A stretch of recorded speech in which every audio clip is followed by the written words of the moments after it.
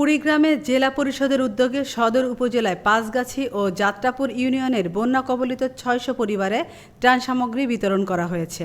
মঙ্গলবার সকালে সদর উপজেলার আরাজি ভোগডাঙ্গায় ৩০০টি পরিবার ও যাত্রাপুর ইউনিয়নের গোলাইপুরি চরে ৩০০টি পরিবারের এই সহায়তা প্রদান করা হয়। এছাড়া বিভিন্ন বন্যা কবলিত এলাকায় ৩,০০০ ত্রাণ সামগ্রী বিতরণের উদ্যোগ নেওয়া হয়েছে। ত্রাণ সামগ্রীর মধ্যে ছিল চাল ৪ কেজি, আলু ১ কেজি, আধা কেজি ডাল, তেল, লবণ, খাবার স্যালাইন ও পানি বিশুদ্ধকরণ ট্যাবলেট। এ সময় উপস্থিত ছিলেন কুড়িগ্রাম জেলা পরিষদ চেয়ারম্যান আ.ন.মা ওবায়দুর রহমান, প্রধান নির্বাহী কর্মকর্তা মোহাম্মদ ফিরোজুল ইসলাম, সহকারী প্রকৌশলী মিজানুর রহমান, জেলা আওয়ামী লীগের দপ্তর সম্পাদক মামুনুর রশিদ।